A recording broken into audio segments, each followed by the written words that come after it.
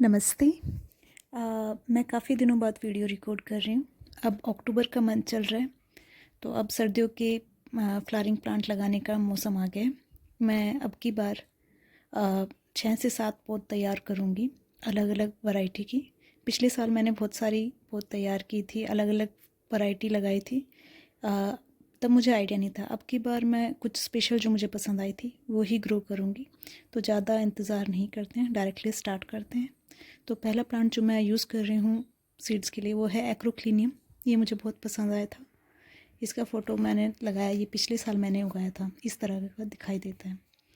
दूसरा है होली होप का प्लांट। ये लेडी फिंगर टाइप का होता है और इस पर काफ़ी सारे स्टेम के लॉन्ग फूल आते हैं। ये भी मुझे बहुत अच्छा लगा। तीसरा है कैलेंड्यूला। कैलेंड्यूला पे भी खूब फूल आए थे और ये थोड़ी अच्छी वैरायटी का था कैलेंड्यूला भी, तो बड़े फूल थे इसके। क्राइसेंथेमम, ये फूलों से लदा रहता है। ये इनिशियल था पर बहुत फूल आए थे इस पर। डहेलिया टॉप स्टार, ये प्रॉपर डहेलिया की तरह बहुत बड़ा तो नहीं होता बट स्टिल सुंदर लगता है ये भी। बाकी है अफ्रीकन मैरीगोल्ड, जो आप जानते ही हैं, नॉर्मल गेंदा मोटे वाला। सबसे फेवरेट था मेरा ये आइस फ्लावर। इस पे पत्तियाँ कम, फूल ज़्यादा आते हैं। माना कि फूल अगले दिन ख़त्म हो जाते हैं, वो इस तरीके का ये आइस फ्लावर दिखाई देता है। तो ये 7 वैरायटी जो है हम ग्रो करने जा रहे हैं। इसका मैं इस वीडियो में आपको ग्रोइंग प्रोसीजर बता रही हूँ कि मैंने पिछले साल कैसे ग्रो किया था।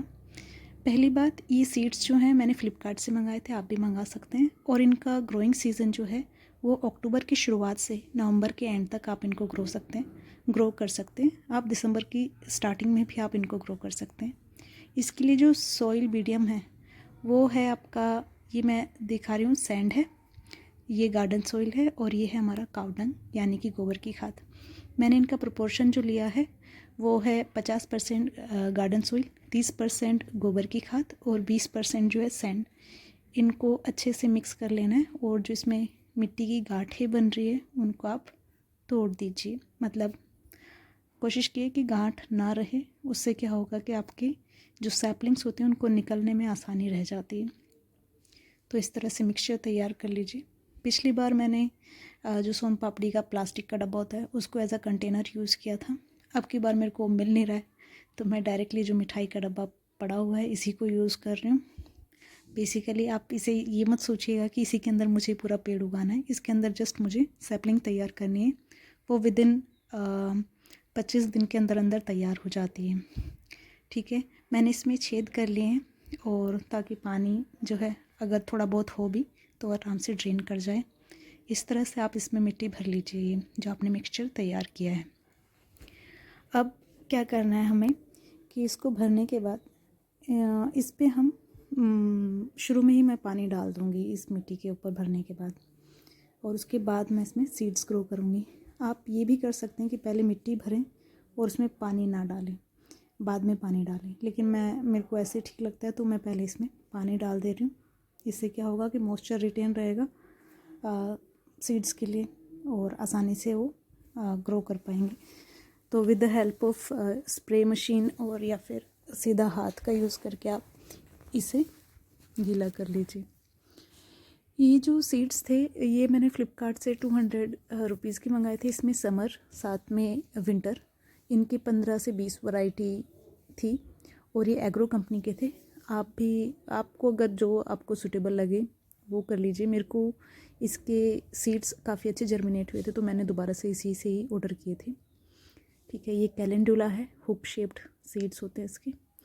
कैलेंडुला जो है इसकी चाय भी बनती है, तो ये ब्लड प्रेशर के लिए काफ़ी अच्छी मानी जाती है। इसकी चाय एंटीऑक्सीडेंट प्रॉपर्टीज़ होती है कैलेंडुला में। होम्योपैथिक मेडिसिन में भी यूज़ होता है कैलेंडुला। तो कैलेंडुला के मैं अब की बार 5 से 10 पौधे ही उगाऊंगी।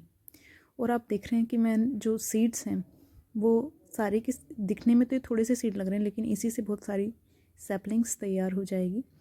तो मैं सारे के सारे यूज़ नहीं करूँगी, मैं 5 से 10 या 12 इतने ही सीड्स डालूँगी और वो थोड़े थोड़े गैप पे डालूँगी। ऐसा नहीं कि रैंडमली डाल दिया। ऐसे में क्या होता है कि एक ही जगह पर 3-3 4-4 पौधे हो जाते हैं, फिर उनकी नरिशमेंट प्रॉपर नहीं हो पाती।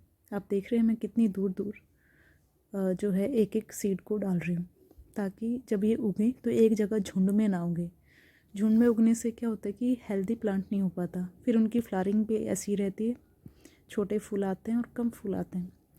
तो आप दूर दूर लगाएं, हेल्दी प्लांट जो है आपका होगा और सारे के सारे जो है सीड्स वो जर्मिनेट करेंगे। ये देखिए आइस फ्लावर का कितना छोटा छोटा सीड है, इसमें मेरे को थोड़ी दिक्कत हुई।